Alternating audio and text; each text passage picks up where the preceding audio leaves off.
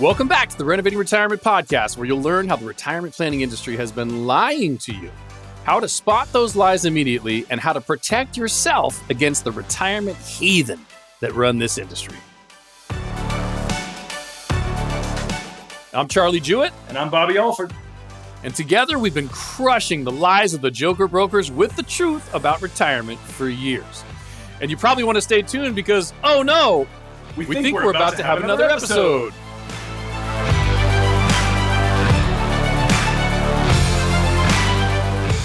Welcome back, everybody, to the Renovating Retirement Podcast. My name is Bobby Alford. He's Charlie Jewett, and this is our guest, April Brown. 30 years in law enforcement, was a client first, and has a pension, has a lot of moving vehicles, but decided she wanted to bring this to her community. So she became an advisor with us. So she's going to give a unique perspective on some of the things we're going to talk about today, which is how to get more income on varying amounts, but how to get more income out of annuities as an alternative to the stock market. And thankfully, we found something that everybody agrees on, Bobby, since we tend to disagree with most of the financial planning industry and try to wrangle people into talking about truth. And if they say 2 + 2 is 5, we try to bring them to 2 + 2 is 4. This is, thank God, one of the things that people don't argue about. It's not emotional. It's just more income's better than less income. You know, if like two jobs were exactly the same and one pays $40 an hour and the other pays 30, you go for the 40 if there's no difference between the two jobs. That's hypothetical because there's always a difference. But in the world of receiving a paycheck, you know, seriously, if everybody's Social Security worked like this, the government said, would you like $3,000 a month or would you like $5,000 a month? Which one do you think would be better for you? We're all going to pick the 5, right? Yep. So higher is better. Let's just start with that. This is not opinion. More income is better income. Income solves all kinds of amazing problems, you know? It's crazy that kids come out of college can survive without a $500,000 IRA. How could you do that? How could you live without assets? Get a job? You know, like I have money that comes in every week to pay for this thing about having assets has nothing to do with survival, right? And the assets are only there to create the income. Retirement is about what, Bobby? 100% about what? Income planning. It is about income. You save pieces of your income monthly to build up this big giant wad of it, this blob, this nest egg, this chunk, right? And then what do you do with that thing? You go, can you please turn back into pieces? Can I now take pieces? You pay it so that it pays you. It's like it goes in and then it comes out, okay? So more is better. Income solves all problems. Retirement planning has always been about income. If you're making $100,000 a year on Friday and you retire, you need $100,000 a year on Monday, unless you're a crazy person that's like, nah, I just want my life to get worse every year for the rest of my life. I'm going to celebrate my entire career by punishing myself and eating dog food and sleeping on the streets. Nobody does that. You want to make the golden years golden, right? So super, super cool. Let's begin with something very important. You can tell me, either of you, if you've ever heard this before.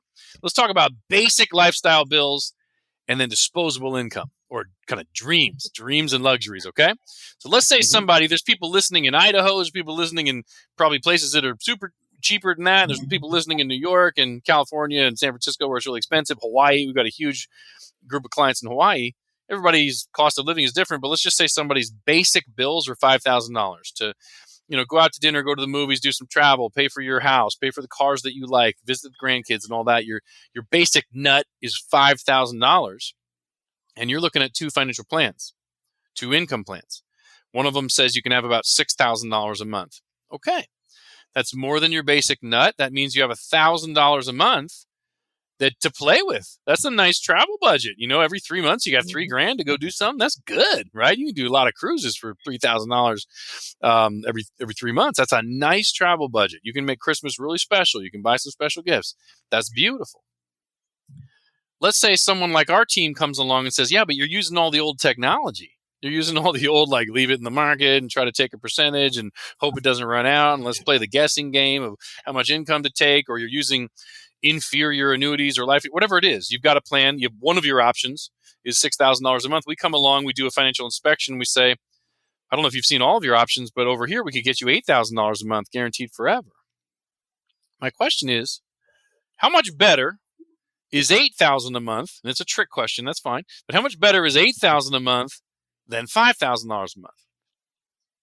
How do you think most people $3,000 answer if more. they're just $3,000 more, right? Or I'm sorry, I made a mistake. Their income was $6,000, right? Their income was $6,000 in my example, not 5.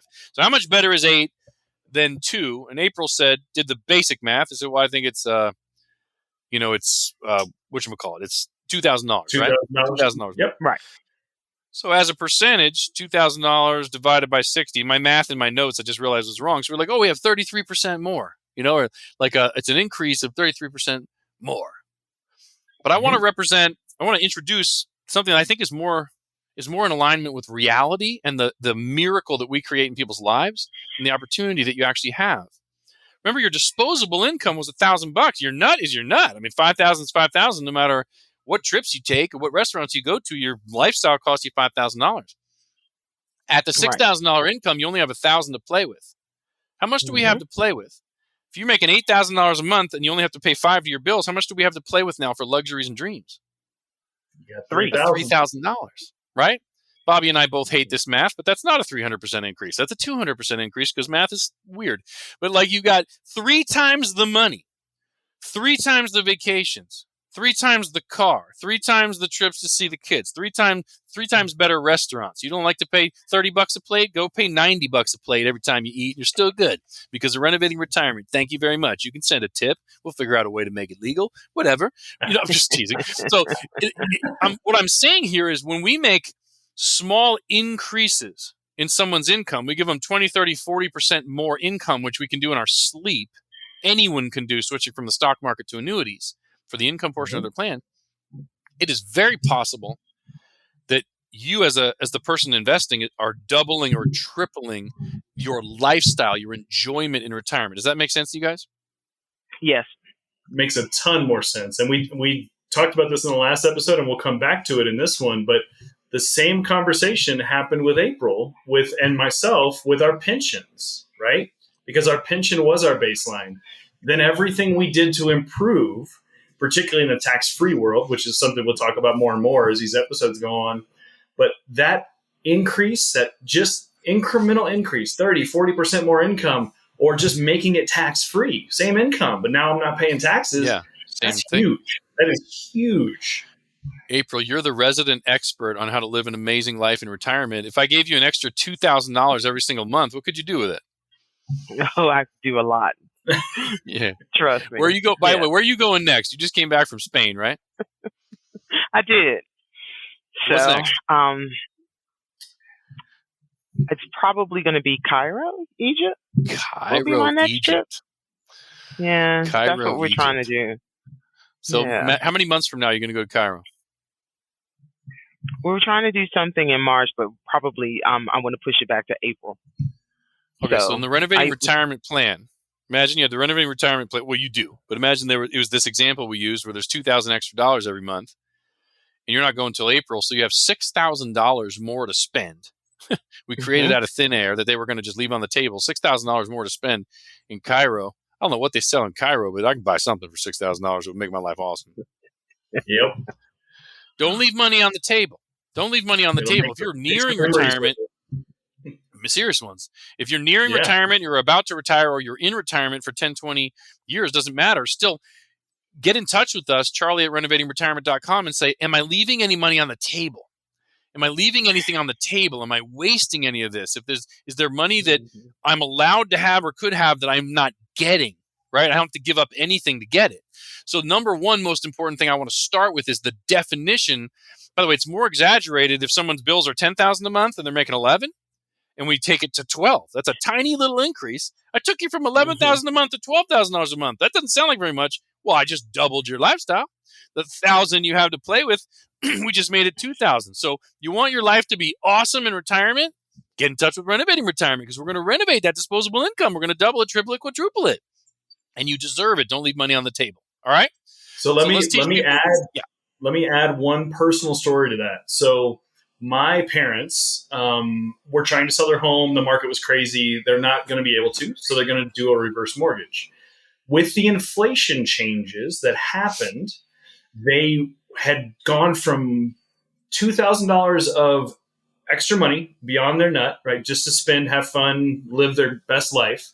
With inflation, they'd gone down to $600 of extra money a month. in the last year. So that's $1,400 that have been eaten away because bread, gas, and everything just costs more. Mm-hmm. That's the theft nobody really talks about, other than, it sucks. But with this, we were able to use some non-traditional tools. If you haven't investigated reverse mortgages, or you've heard whatever you've heard is most likely marketing. And some of them are not great, but some of them are amazing. And so we worked with them to remove $3,000 of their $10,000 nut. Wow. So imagine that. They went from $2,000 of extra money to $600, now to $3,600, by simply looking at a holistic picture of their lives and realizing that we could set them up for a better living situation, have their retirement live and last longer, because we looked at things holistically. So that's just a very recent and personal story, but it's exactly your point. From $600 to $3,600, that's what, 500% increase. I would say 600, but I know that's not right because I hate the math. But 5 times more money, 6 times more money they get to spend in retirement now monthly, because of a holistic approach, the merit model, kind of how we approach things. But that's just a very recent and personal story that happened, and get everything formalized right at the end of the year. That's major for someone's money to last longer and be more flexible, knowing that they are covered. Yeah, such a great point, because I don't know if the listeners know, I'm a gigantic fan of reverse mortgages, and I don't sell them. We don't, in the annuity world, we have to tell people we try to be 100% unbiased, but we also make a living selling alternative investments in addition to regular stuff. We manage money as well. In the reverse mortgage world, there's never a time where we make anything on any reverse mortgage. There's no reason to love it financially, but I love reverse mortgages today. Maybe not the original ones when they first came out. I love the ones that exist today. And it's every American's right. You don't even have to qualify for it. If you're over 62 and you have the equity inside your house, by the way, equity inside your house is an accidental inheritance plan. It's you literally going, no, I don't need to have a good lifestyle while I'm alive. Make the kids rich when I die. That's part of your assets, though. It's your right, if you're 62 or older, to go, I don't want to never pay a mortgage again. You can buy a house with a reverse mortgage. You can literally make a down payment on a house, live in it for free until the day you're dead or want to sell it, and never make a single payment. Just pay property taxes. Sometimes assets are better used. No financial advisor is going to tell you this if they get paid on the assets. Sometimes assets are better used not to earn interest to pay bills, but to eliminate bills. And not having a mortgage, you know me. I want every single person in the world to have all the equity outside of their house, have a mortgage, have the money earning more than the mortgage, and pay the mortgage. I want that arbitrage. But when it comes to the reverse mortgage decision, I think that tool is absolutely incredible. I didn't know your parents did that. Yeah, I dove into it aggressively about the last 45 days, and I learned a lot of the things you just said. If you can put a reverse mortgage on your home and not use it, and it can grow at a guaranteed rate for a line of credit that you never have to pay back. If you add a ton, and I'm going to do some bullet points because this is good information to know. The line of credit's amazing. You can use it for anything. You don't have to pay it back. And here's the one that everybody freaks out about, my parents included, was if we pass away, what are you guys going to be left with? Are you going to be screwed if the house value goes down or whatever? Well, they are non-recourse loans. And I got all the text and the legal code and everything else because you know who I am. I want to make sure. Yeah. And here's the layman's result, right? If I have $1 million home, and I do away with my mortgage, and I do this reverse mortgage, and I live for 30 more years, and now I've borrowed out $2 million. But for some reason, property values didn't increase. They stayed at $1 million, just for whatever reason. I pass away, my kids get the home. The insurance built into the mortgage pays off that extra $1 million. The kids are left with the asset. They can refinance, they can sell, they can do all those things. And they are not responsible for all the equity I pulled out of my home. Exactly. That's a huge thing for people to realize, that they still are protecting their kids. Nobody else owns your home. All the equity that ever exists, if you sell or you die and the kids sell, they keep the equity like any normal mortgage. You've got basically half the value of the home going up at 5 or 6%, and then you have the entire value of the home going up at appreciation rates. The way compound interest works, the little number almost is never going to catch the bigger number. But if something happens and they reverse and there's negative equity, the bank eats it. It's built into it. That's why there's one of the fees up front. And there's not a single bad thing that could ever happen. The only risk you ever have in a reverse mortgage, you want to ask your family, is the home itself special because it was built by great grandpa Jimmy from his bare hands and he only had one arm. And so it's an amazing house, right? If the house itself is so special that they want to, you like that one? That they want to keep it. Other than that, nothing bad is like when we pass away, if there's equity, the kids get it. If it's even, nothing happens. If it's upside down, the bank eats it. And the kid is a guaranteed short sale. That's a beautiful, beautiful. I'm using one right now for a family that the broker let these people they're 76 and 79 had $500,000 and the broker had all of it in the market and was letting them take $3,000 to $4,000 a month out. Now the market dropped. They're down to $330,000 a month and they're taking a 12% withdrawal rate, 12.6% withdrawal rate. Mm-hmm. I said, you can't possibly do that. It's been malpractice for somebody to have you in the market in the first place. Are your goals to make your children rich? Well, one of their kids has died. There's one kid left and he's already rich. And they said, no. I'm like, why do you have a house worth $450,000 to $500,000 in California? Why do you have an inheritance plan for $500,000 for a kid who's rich and you guys don't have income? And so working with their health insurance advisor, their Medicare advisor, who's a friend of mine, we're showing them how to create $1,400, $1,500 a month guaranteed income for the rest of their life from the reverse mortgage, and then use just a portion, use 75% of the assets that are left to create the other piece they need for income and still leaving them with $80,000 to play with and pay for surprise dental costs and stuff like that. It's a beautiful lifestyle increaser. It's a beautiful income increase. It's a beautiful tool. Eliminate bills. It's awesome. Last quick points, because I don't want to make this about reverse mortgages, but just so it's all in one episode. The other two things that were surprising to me that I really enjoyed when I did all the math with them was this even worked at a 7-point-something% rate, which right now in this market, a forward-facing mortgage at 7% is horrible.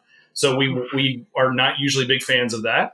Mm-hmm. The reverse mortgage, it even worked at that rate, and you can refinance a reverse mortgage, which I didn't know before. Yep. So as rates come down in maybe 2 years, maybe whatever, some people say it's going to happen next month. I don't know why, but and then if they do come down, then refinance that thing. Your line of credit is still growing, which is the most amazing part. And now you have a lower rate, so everything else works. So those are my last two things on that. I didn't mean to take us off topic, but it was such a personal and recent story I wanted to share. I love that story, and I know a little bit about your parents' plan from when we first met, and I love that update. That's awesome. They've done really well. Yeah. They've done really well applying the strategies and are enjoying the lifestyle. Yeah, they sat down with me this Christmas and told me, had you not met Charlie, had we not started working together, doing all these things with them, they know they would have been out of money. Wow. And for someone who retired with such amazing assets and all the things we talk about, big nest egg, it's amazing. I could live forever. Not so much. So the plan we put together has definitely improved their life. They were in the market, right? Before we changed them, they were like all in the market and stuff. Everything was in a 401k. Mercy. Okay. Well, let's jump into it. 3 tricks. Ready? 3 tricks to get higher income. So how do you, these episodes are entitled How to Use Annuities to Beat the Stock Market or to Do Better Than the Stock Market. And this is part 2, which is larger paychecks. We did larger nest egg. So if you can end up with more money, that's a good thing. When you go to turn it into an income stream, that's another opportunity for you to make an improvement. Larger paychecks from any chunk of money. So let's say somebody meets us, they have $1 million and it's all in the 401k, like you just mentioned with your parents. It's all in the market. Should they leave it in the market or should they make a change when it comes time to enter the distribution phase of life or to get money out of this thing? Well, let's go back. Trick number 1, get more money, get paid more, get a higher percentage of that number. Higher percentage of that number is trick number 1. So what was the old rule? Do either of you remember what the old rule was? Like in the early 2000s, if you had $1 million, what percent is time to turn into? Oh, you put 4%, took 4% out. Yep. Exactly. The 4% rule. A guy from South San Diego, I was from Northern San Diego, but he's from South San Diego, William Bengen, did the research, went back, looked at a whole bunch of different 30-year periods, said if you start with this much money and took out different percentages, which ones last as the market goes up and down and which ones don't. And it was called the 4% rule. It's so popular and worked for so long, or was used for so long, that literally today people still teach it, which is incredible to me. I meet people and I say, what did your advisor tell you? They said they're taking 4%. I just told you a family is taking 12.6%, right? If you just do a simple search and go safe withdrawal percentages, or does the 4% rule still work? Or what's the safe withdrawal percentage for my retirement? You're going to find the top minds in the country are now saying, because of the lost decade that made my family members' financial plan fall apart from 2000 to 2010, because we have new 30-year periods to measure, new data, that 4% doesn't work anymore. It's too aggressive, believe it or not. And it's down to 2.8 or 2.9. So listen really closely. Disagreeing with the math is not going to put you in a very strong position to make wise decisions. If you have $1 million and you're going to retire and start to take an income stream from that, all of the top minds in the research says that you should be taking about 30,000 or less out of that, and you still might run out of money. So you are basically choosing a 3% withdrawal percentage, 3% of your assets for income, and no guarantees, okay? To leave it at risk and have fees. And then also when the market's down, you got to kick your account and still take income out of it when the market's down. Another way to use reverse mortgages, by the way, is live off of your other assets. And when the market's down, even with annuities, when the market's down, you live off of the line of credit. So you're not hurting your assets. You give them time to recover. So number one is, what's that? Real quick, I was looking off screen because I was looking up the current, what they call safe withdrawal rates, right? That's what the 4% rule is for those listening. Right, yeah. And right now, the biggest minds in the industry, if you have a larger portfolio, they're trying to be vague about that, but over $1 million, 3.3% is the most they say you should pull out. 3.3. And if you have less, you need it less than 3%, like 2.5%. Yeah. So if you have $1 million, they're saying $33,000 a year before taxes, because that's another part of it. Right. Yep. Before taxes, and depending on how you're set up, if you have a pension or not, that withdrawal might trigger taxes on your Social Security. On up to 85% of your Social Security income, the actual withdrawal of the 3.3% might cause taxes over here, which is hurting you. So what are the alternatives to gambling and taking risk in the United States of America? Normally, we call it insurance. We have car insurance. We have fire insurance. We have life insurance. They're all different ways of saying, if this thing happens to me or things don't go well, what am I going to do? And there's all these companies that say, well, pay us and we'll take care of it for you. They'll cover the risk. So there's guaranteed income insurance. You don't have to play this silly game. The stock market's not the only tool in the tool bag. It's ridiculous. It's one tool that pays the advisor the most income, and there's the most marketing. So that's why it's very popular and very well known. Well, let's just simply ask the competitors. Let's just ask the insurance companies, if you guarantee that I'm going to be okay, what kind of an income can I have? What's your offering, right? So we'll put, can you guys see my screen now? We can, yeah. And for those listening, what he's going in and doing an annuity search on a couple tools that we pay for to show you how many products and kind of what the outcome would be. And the so I video put in is going Smart to Client. Smart Client, 67 years old. I'm using our guaranteed income engine. Smart Client, 67 years old, single person, let's just say. Or we can do joint. Probably more people are married. We're going to do Smart Wife. There we go. Smart Wife, 67 also. Why not? In California, $1 million. And we're going to turn on income immediately. So all I've said to the search engine is, hey, the stock market just told me that I can have like $33,000 a year for my million, and it's not guaranteed. All the insurance companies in the United States of America, if I don't want to play that gambling game anymore, now that I'm never going to work again, if I'd like to make my retirement awesome and not gamble and watch CNBC every day, but if I just want you guys to insure, same way I do for my car and my house and my life and my health, if I just want you guys to insure me that anything bad happens, you'll cover it, how much of a hit do I take to my income? It's got to cost something. I'm going to go down from 3.3% to something else because I'm paying for insurance. Let's just ask these insurance companies how much of our income they're going to take. Are they going to punish me? So I just hit the go button. We've got every offering in the country right now on a big long list. Those watching can see it. I don't like this first one. It has a weird feature, but let's just start with number 2. What happened? Wait, hold on a second. We're at 33,000 without the gambling, without paying an insurance company. We're at 33,000. Bobby, why does this income say 66? This one in particular, because we have no losses. We know we don't have the volatility. So here's the top 4 quotes: 66,000 a year, 64,000 a year, $62,000 a year, $61,000 a year. Here's what's going on. Insurance companies are not going to charge you to give you this insurance. That's what happens in every other insurance. Fire insurance, you can cover yourself or you can pay a fee. Health insurance, you can cover it yourself or you can pay a fee. Life insurance, you can cover it yourself or you can pay a fee. Insurance companies are actually saying you can leave your money at your broker and let them earn a little bit on you for the rest of your life, 30, 40 years, or you can leave it with us and let us earn money on you. Brokerages, bank accounts, insurance companies, they all want everybody's assets because they make a little piece of it, right? Insurance companies saying, if you choose us, we will guarantee that you have income. Even if you run out of money, we'll guarantee you have income. And the income was $66,000 a year. That's twice the high number. I thought the number was 2.8, 2.9. You just said if somebody's super rich, they can have 3.3.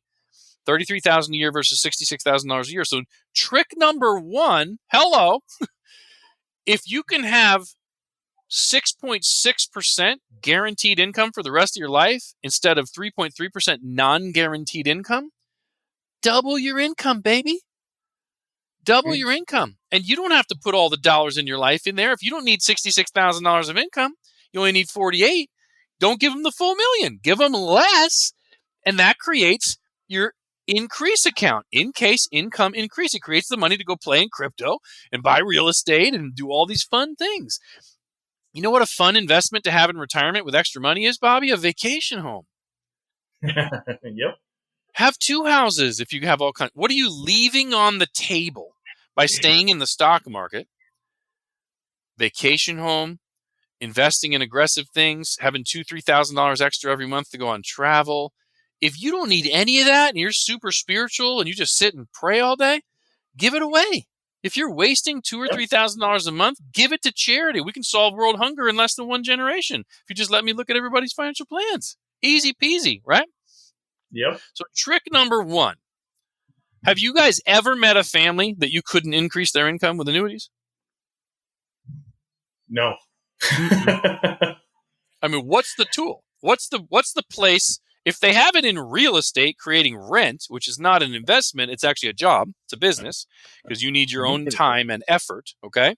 Real estate's not set it and forget it. Trust me, as a guy who's had 15 houses, it is not set it and forget it, right? People put concrete in your toilets and freak out and you got to kick them out and stuff. And you have vacancies and stuff breaks.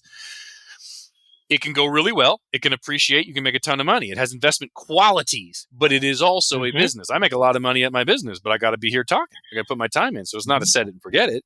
It's not like, should I use the stock market or the business? Those aren't apples and apples, right? Yep. Right. You guys ever met anybody with money sitting anywhere in a bank or in the market where you couldn't show them how to take a higher income using annuities? I would say not only have I not seen that, but I've also explained to people this is the only way to actually plan income. That 3.3% that we talked about, that 2.8% we talked about, is a goal number. So when you need to pull money out and the market is going down, you are just kicking your retirement account. So an annuity, and a lot of the questions that I get, and tell me if this sounds familiar to you, Charlie, how on earth can they guarantee no losses? How on earth are they going to keep paying me after that money is depleted? That doesn't make any sense. That's not what my broker says. That sound pretty familiar? Yeah. Too good to be true. It does. Yep. Yeah. And the reality is insurance companies make money in several ways. They make money by getting your investment. They create annuities to say, look, we'll give you everything you want if you'll just give us your money. And they are marketing themselves through people like us who are independent. And they are saying, hey, this is the product we have. It checks these boxes for your people. See if it fits, right? They get to invest your money and they get to make money on your money. The difference between for a long time. The difference between this tool and, say, Wall Street is it's a better marriage. It's a better relationship. Like, you're going to have this relationship with one of those two entities, right? We'll be in the middle if you want us to be, but the Wall Street side is going to have their way they make money. They make money off of you, period, end of story. Insurance companies make money in several different ways, and they are incredibly safe and regulated differently. That's why Warren Buffett owns 3 of them. They're full of cash, they're very safe, and they will forever honor their contracts. There's never been one go bankrupt that wasn't tied to a bank that went bankrupt.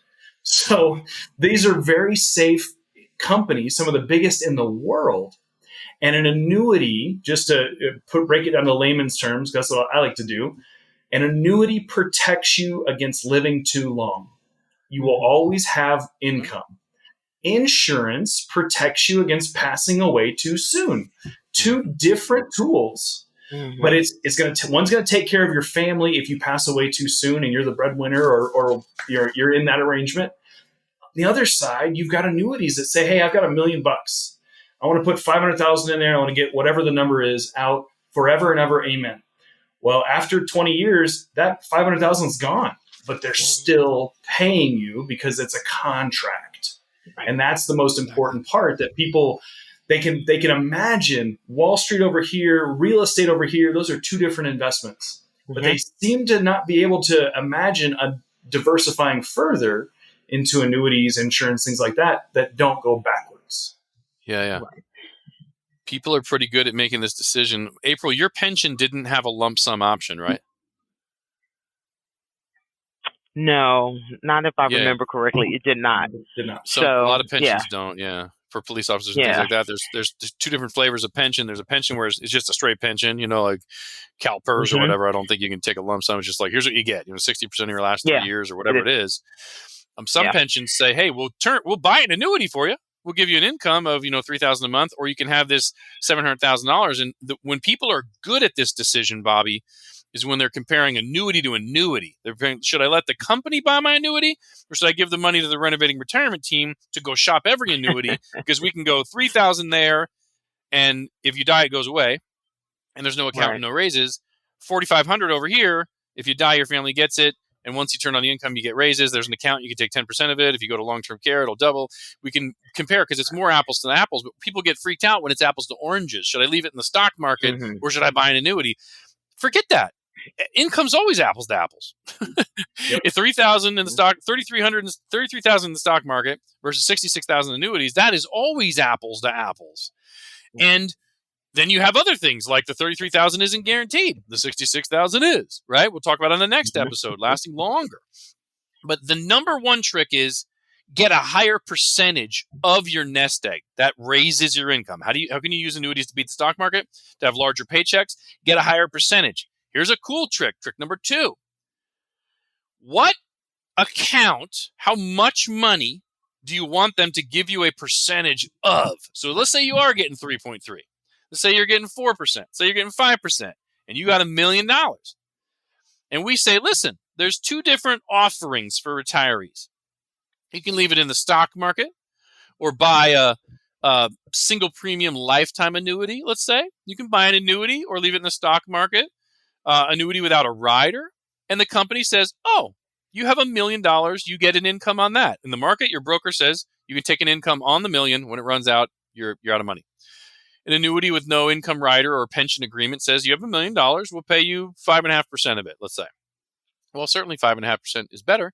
But if there's other insurance companies, and forget how weird this sounds. Like, by the way, we're all familiar with this fake math. There's no account for your Social Security. You have no account.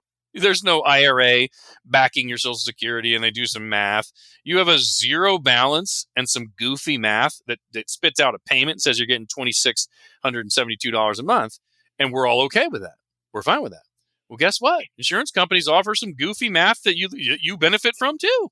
They have this fake account. They all have a different name for it. It's just a pension arrangement. And they say, you know what? Right now, there's a company says you give us $1 million. We'll call it 1.2 million. We'll call it $1,220,000 or whatever it is, right? So they give you a 22% bonus. Or you give them $1 million and they say, no matter what happens in the market, we'll roll it up by 7% every year. And then at the end, if your money's bigger than our fake money, you can literally choose which account you get paid your percentage on. And guess what's an easy decision when you go to take your income? Besides, should I have 5.5% or 3.3%? Should I have 5.5% guaranteed or 3.3 with risk? Guess what's an easy decision when we call you or you call the insurance company and say, hey, what are the two accounts? What size are they? I'm ready to take income. And they go, well, one of them is 1.2 million. The other's 1.7 million. Which one would you like to have 6% of for the rest of your life if we're going to guarantee it? 1.7 million. You go, let me talk to my CPA. Let me talk to my brokers that steal it from me for a long time and see if no, there's no reason to. That's always easy math. People don't know it exists, though. How many people do you guys think know that there's a shadow account or a protected income value account or a benefit base account or a roll-up account that doesn't exist anywhere in securities? 40,000 stocks and 8,600 mutual funds. Of course you're confused. Over here, you want guaranteed income or not? You want increasing income or not? And you want to get paid on more money than you have or just the money you have? Very easy decision. How many people do you think know that exists? I don't even know what the percentage of people who own annuities are, so I would think it's less than that. Because most people who learn about them and understand what we're talking through, they buy them because they understand that that's the whole point of having a nest egg. But the people who don't even want to look at annuities because they've read Ken's paper and all that stuff, they don't have any clue. So maybe 75% of America doesn't know this. I'm totally guessing. Well, we looked at something today. We had a morning session, and I thought the lady's position was really good. She had 2 annuities, and they were like with a really good company that we use. And I was surprised. I was like, oh my God, well, they're not getting moved. So she had 2 really good annuities, and then she had some other stuff, and it was just trying to figure out what to do with the other stuff. And so, she made a really good decision. So when people understand, they make good decisions about it, I think, especially when the product is good. Exactly. Thank God we're seeing more of that. Like people are actually, what did we have, Bobby? What did we look at earlier? 64 billion has gone into indexed annuities just this year or something, just last year or something like that? Yeah. In the last, as the markets come down in the last 12 months, it was close to $500 billion. Like it was a substantial amount of money has moved into fixed index annuities. If you want the social proof that people like not losing money, people like to not lose money and just make money and they like guaranteed income, just look at all of what your fellow Americans are doing, right? It's not going to go on the news because Edward Morgan Lynch is going to spend more money because they have it. Right. They rip off more people. They got more money to spend, right? So that trick number 2 is get paid on a higher account. Trick number 1, get paid a higher percentage than the stock market can offer you because it can't offer very much. Annuities will pay you almost a double the percentage the stock market will pay, even just regular, boring, guaranteed, no rider income. Trick number 2, get paid on a higher amount of money than you actually have. If there's a company that says, we want your money so bad, we're going to pretend you have $1.5 million instead of $1 million, don't say, how are they doing that? I mean, if somebody says you can buy a Tesla for $10,000, I'm not going to say, how are you doing that? I'm going to go find the money. Give me the Tesla, stupid. I'm going to just take advantage of it, right? Who cares how they're doing it, right? They've been in business for 200 years. They figured it out. I don't know. I know a little bit how they're doing it, so I can teach you. But that story, April, of the client this morning is a really good example because more and more people are owning annuities now. And then they usually get orphaned by the advisor. It's like this is an industry where people get paid upfront commissions and then they kind of disappear and never service you again. So if you are listening and own an annuity and don't know how to look on there to see if you have the 2 accounts or what your income options are or of the 11 different ways you can earn interest, which one to choose and when to switch, you can get in touch with our team and we'll show you all of that at no cost. Charlie at renovatingretirement.com. You can go to renovatingretirement.com, the website, or you can email me, Charlie at renovatingretirement.com. We'll review your annuities with you or your annuity statements and show you how to read them and see if there's the 2 accounts. What are your income options? Really hard to get income quotes. Like if I turn my annuity on right now, what do I get paid for the rest of my life? Almost impossible from a statement. We can show you how to do that, do it on the phone with you. So trick 1, get paid a higher percentage. Trick 2, get paid on a higher number. Take your higher percentage on the higher number. Just those 2 alone will probably double or triple your income, which might 7 times your disposable income, and your life will be incredible. And you'll be in Spain and Cairo with April. Trick number 3, 2 flavors of income. Level income. Bobby just talked about his parents. They used to have $2,000 discretionary, went down to $600, not because their income is dropping, but because the price of the stuff they're buying is going up. Right? You're going to eat bread. You're going to eat food. You're going to take care of yourself. And when that stuff doubles and triples in costs, you have less disposable income. You're still going to buy it. You got to do it. You can have level income or you can have increasing income. You can only have increasing income from a stock account if your account is increasing. Like last year it made 5%, so I took out 5%. This year it made 5.5%, so I took out 5.5%. This year it made 6%, so I took out 6%. You can't be raising your income on a decreasing account. Market went down 18% last year, but I'm going to give myself a COLA, give myself a cost of living adjustment, and really kick that thing in the stomach while it's sick. You can't do that. How do insurance companies handle this? They handle it the way insurance companies handle everything. Guarantees. So you can buy two flavors of income. We've already talked about how it's guaranteed forever. It's higher percentage. It's on a fake number that's higher. And then they're going to say to you, would you like level or would you like increasing? And we go, well, since I'm awake and not stupid, I'd like the increasing. Thank you very much. And we go, give me the increasing. And they, okay, there's two flavors of increasing. And you go, well, do tell me, because I'm on a roll of smartness here. I'm feeling really, Einstein-y. Tell me, what are these two flavors, chocolate and vanilla? They go, no. CPI, you can base your raises on the same thing that whoever it is, the government or the IRS, purposely keeps low so they don't have to pay you more on your Social Security, right? You can base it on the stupid minimalist number that's just barely squeaked by so that it doesn't cost the government too much. Or my favorite, there are insurance companies that will tell you, this is crazy, they will tell you we're going to turn on your guaranteed income for life. So you get the $66,000 a year guaranteed. It's never going to be less than that.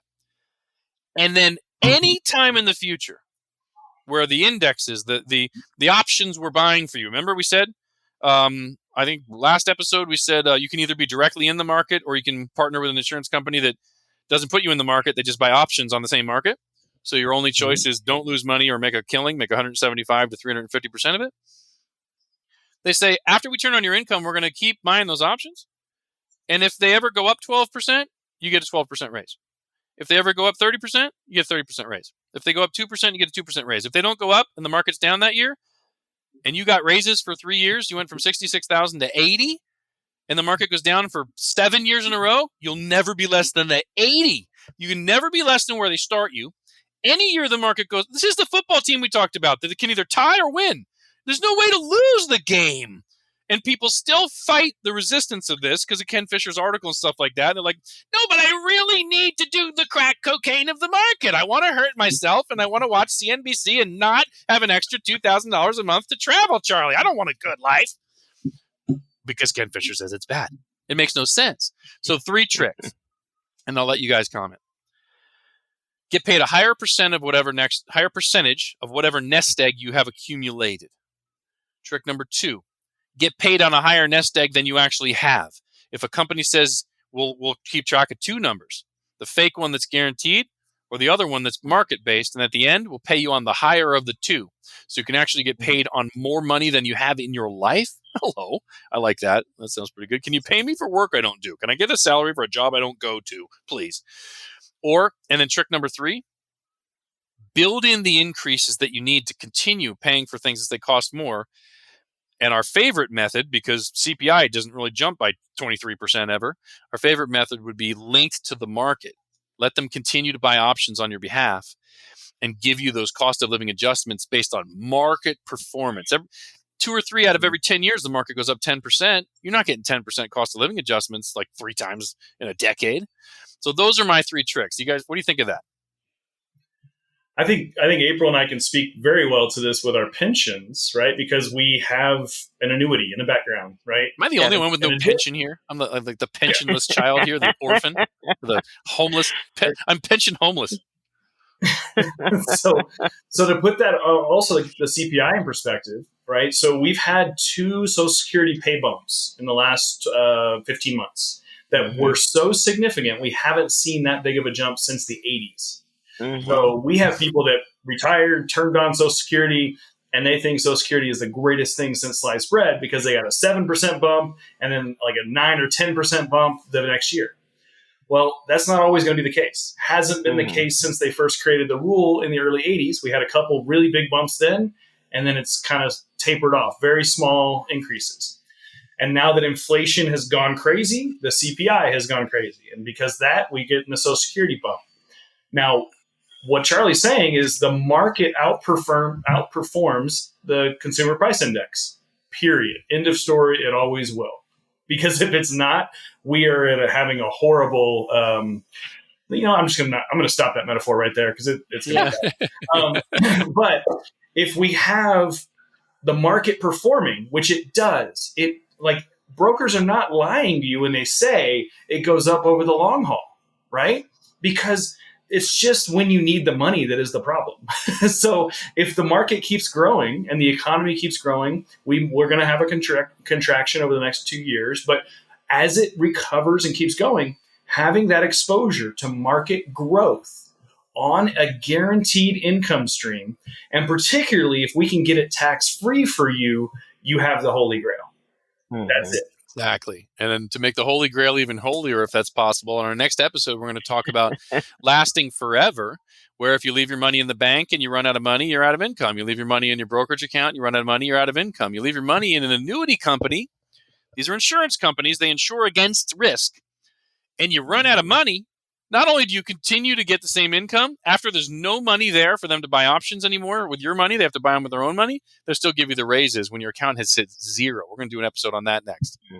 Stay tuned to the Renovating Retirement Podcast. This whole series, you're going to understand how these tools work and why they're amazing. Stay tuned. I'm Bobby Alford. He's Charlie Jewett. And that's the wonderful April Brown. We'll see you next time. Bye.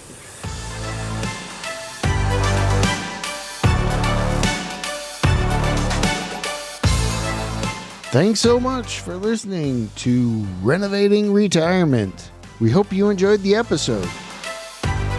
If you have time, please subscribe to the podcast and consider rating and reviewing the show. That will help others find us.